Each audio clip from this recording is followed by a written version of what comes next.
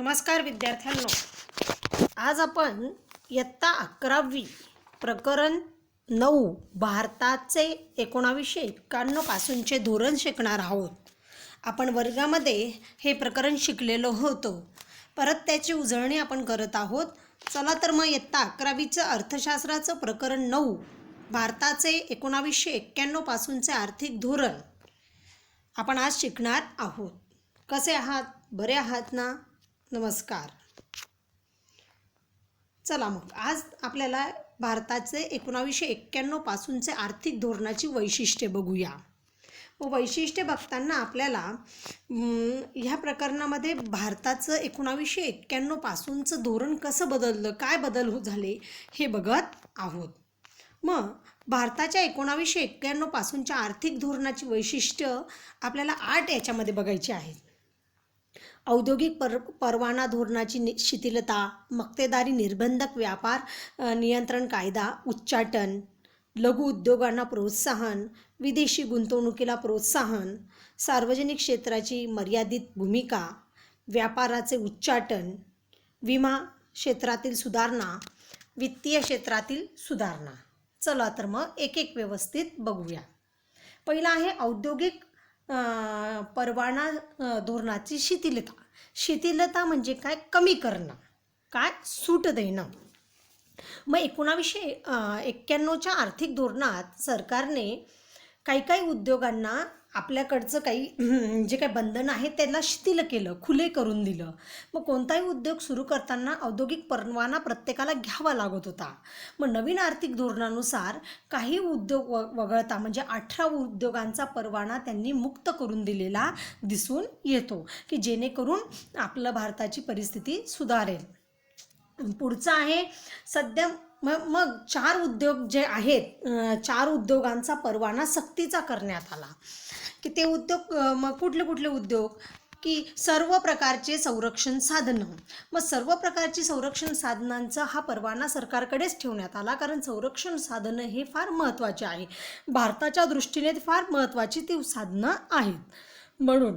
दुसरं आहे औद्योगिक स्फोटके. स्फोटके म्हणजे काय? युद्धाच्या दृष्टीने जे काही स्फोटके असतात ती पण स्फोटकांचा हक्क भारत सरकारने स्वतःकडे ठेवला.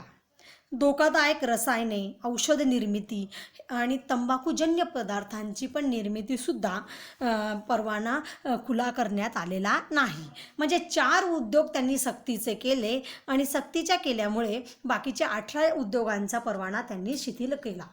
दुसरं आहे मक्तेदारी निर्बंधक व्यापार नियंत्रण कायद्याचं उच्चाटन. MRTP म्हणजे काय? की सरकारची मक्तेदारी होती. मक्तेदारी कोणाला म्हणतात? की जिथं असंख्य ग्राहक असतात आणि एकच विक्रेता असतो. मग सरकारच्या सगळ्या क्षेत्रांवर मक्तेदारी होती. मग त्यांनी काय केलं? की मक्तेदारी निर्बंधक व्यापार नियंत्रण कायद्याचं उच्चाटन केलं. म्हणजे तो कायदा त्यांनी रद्द केला. की या कायद्यामुळे काय झालं? की मोठ्या उद्योगांची स्थापना, विस्तार, विलिनीकरण इत्यादी केंद्रांना संमती दिली की तुम्ही मोठे उद्योग स्थापू शकतात, त्याचं विलिनीकरण करू शकतात. त्याच्यामुळे मंद झालेली अर्थव्यवस्था मग खाजगी लोकांकडे गेली. मग खाजगी लोकांनी ती मक्तेदारी रद्द म्हणजे सरकारची मक्तेदारी रद्द झाल्यामुळे खाजगी लोकांनी ते उद्योग आपल्या ताब्यात घेतले आणि आपल्या ताब्यात घेतल्यामुळे उद्योगधंदा आणि आपल्या भारताची परिस्थिती सुधारण्यास मदत झाली. तिसरं आहे लघु उद्योगांना प्रोत्साहन. मग लघु उद्योगांना प्रोत्साहन देताना सरकारने लघु उद्योगांच्या उत्पादन व निर्यात क्षेत्रात उच्च वृद्धी दर वाढवण्यासाठी प्रोत्साहन दिलं. या उद्योगांची गुंतवणूक मर्यादा ही 1 कोटीपासून 5 कोटीपर्यंत वाढवली, की जेणेकरून तुम्ही लघु उद्योगाची स्थापना करा आणि लघु उद्योग हा नुसता 1 कोटीचा नसेल तर 5 कोटीपर्यंत पण असलं तरी तुम्हाला तो लघु उद्योग स्थापता येईल, म्हणजे लोकांना रोजगार मिळेल. पुढचं आहे विदेशी गुंतवणुकीला प्रोत्साहन. विदेशी गुंतवणुकीला प्रोत्साहन म्हणजे काय? FDI म्हणजे विदेशातले लोक आपल्या देशामध्ये जर गुंतवणूक करायची असेल तर त्यांना प्रोत्साहन देण्यात आलं, की जेणेकरून ते आपल्या देशात काही गुंतवणूक करतील, काही कंपन्या वगैरे टाकतील, आपल्या लोकांना रोजगार मिळेल आणि रोजगार मिळालं म्हणजे आपली भारताची परिस्थिती ही चांगली होईल. मग 1991च्या आर्थिक धोरणात उच्च प्राधान्यक्रम असणाऱ्या उद्योगांना अधिक गुंतवणूक व नवीन तंत्रज्ञान प्राप्त होण्यासाठी विदेशी प्रत्यक्ष गुंतवणुकीला मान्यता देण्यात आली. पूर्वी ही मान्यता फक्त 51% होती, मग त्याची मर्यादा वाढून 74% वाढवली आणि आता तर काही काही उद्योगांना 100% मान्यता दिली की विदेशी लोक आपल्या देशामध्ये गुंतवणूक करतील. गुंतवणूक केले म्हणजे लोकांना कंपनीमध्ये किंवा त्या याच्यामध्ये त्यांना काम मिळेल आणि आपल्या भारताची परिस्थिती सुधारेल. हे झालं चौथं. आता पाचवं आहे सार्वजनिक क्षेत्राचे मर्यादित भूमिका. म्हणजे जे काही सार्वजनिक क्षेत्र आहे आपल्या याचं की उद्दिष्टांच्या पूर्तीसाठी सार्वजनिक क्षेत्राचे अनेक बदल करण्यात आले. सार्वजनिक क्षेत्र म्हणजे सरकारची क्षेत्र. मग याच्यामध्ये अनेक क्षेत्रातील राज्य सरकारची मक्तेदारी संपुष्टात आली. म्हणजे प्रत्येक राज्याची जी काही राज्य सरकारची त्या उद्योगावर मक्तेदारी होती ती संपुष्टात आली, म्हणजे ती बंद केली. सार्वजनिक क्षेत्राची कार्यक्षमता वृद्धिंगत केली. सार्वजनिक क्षेत्रातील आजारी पडलेले उद्योग ते काढून खाजगी क्षेत्राला विकले. म्हणजे समजा बघा, आता पूर्वी काय होतं, महावितरण म्हणजे वीज कंपनी ही सरकारच्या ताब्यात होती. मग सरकारच्या ताब्यात असल्यामुळे मग काय झालं की सरकार तो उद्योग आजारी पडला आणि ती बंद पडली वीज म्हणजे काय थकबाकी वगैरे. मग सरकारने काय केलं, ही वीज कंपनीचं खाजगी लोकांना विकून टाकलं. मग विकून टाकल्यामुळे खाजगीकरण झाल्यामुळे काय झालं की ते जे काही हे आहे खाजगीकरणामुळे त्या उद्योगांना चालना मिळाली. म्हणजे आजारी उद्योगांच्या भूमिका त्यांनी हे केलेले दिसून येतात. मग नवीन धोरणाच्या खाजगीकरण प्रोत्साहन देण्यासाठी सार्वजनिक क्षेत्रातील उद्योगांची संख्या सुरुवातीला 17वरून 18वर आणण्यात आली होती, ती आता 3वरच आलेली आहे. म्हणजेच सगळे जे काही उद्योग होते ते खाजगी लोकांना चालवायला दिले आणि 2014पासून रेल्वे, अणुऊर्जा या 2 उद्योग सार्वजनिक क्षेत्राच्या राखीव ठेवण्यात आले. म्हणजे आजही रेल्वे, अणुऊर्जा हे कुणाकडे आहेत, आपल्या सरकारकडे आहेत. पुढचं आहे व्यापाराचं उदारीकरण. आयात निर्यात धोरणामुळे आयात व निर्यात परवानगीसाठी असलेली नियंत्रणं शिथिल करण्यात आली. जवळजवळ सर्व भांडवली वस्तू, कच्चा माल, मध्यम वस्तू, इतर घटकांचं मुक्तपणे आयात करण्याची परवानगी देण्यात आली.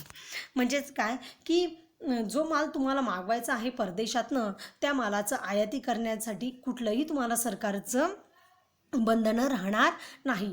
कच्चा माल, मग आता बघा कापूस मध्यम वस्तू काय आहे, सूत किंवा कापड आणि मग शर्ट, अशा वस्तूंच्या मुक्तपणे आयात निर्यात करता येईल असं सरकारने सांगितलं. मग विशेषतः आर्थिक क्षेत्र निर्यातीला प्रोत्साहन देण्यात आलं आणि त्याचप्रमाणे कृषी मालाच्या निर्यातीला प्रोत्साहन देण्यात आलं. कृषी क्षेत्रातील जे काही संकल्पना आहेत किंवा त्या कृषी क्षेत्रात परदेशातले लोक आपल्याकडे येऊ शकतात, आपला माल परदेशात जाऊ शकतो, असं त्यांनी बंधनं कमी करण्यात आली. पुढचं आहे विमा क्षेत्रातील सुधारणा. पूर्वी काय होतं, विमा क्षेत्र हे सरकारच्या ताब्यात होतं. मग सरकारच्या ताब्यात असल्यामुळे विमाची मक्तेदारी सरकारचीच होती. पण नवीन आर्थिक धोरणामुळे काय झालं, 1999 नंतर विमा नियंत्रण विकास प्राधिकरण कायदा मंजूर करण्यात आला आणि तो खाजगी क्षेत्राला देण्यात आला.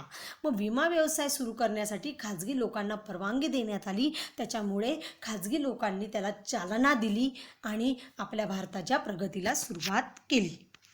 शेवटचा आहे वित्तीय क्षेत्रातील सुधारणा. सुरुवातीला फक्त सार्वजनिक आणि सहकारी बँकांचं वित्तीय क्षेत्र होतं. काय होतं की सुरुवातीला फक्त सार्वजनिक आणि सहकारी वित्तीय व्यवसाय सुरू करण्याची परवानगी होती. आता मात्र नवीन आर्थिक धोरणामुळे खाजगी विदेशी बँकांना वित्तीय क्षेत्रात व्यवसाय करण्याची परवानगी झाली.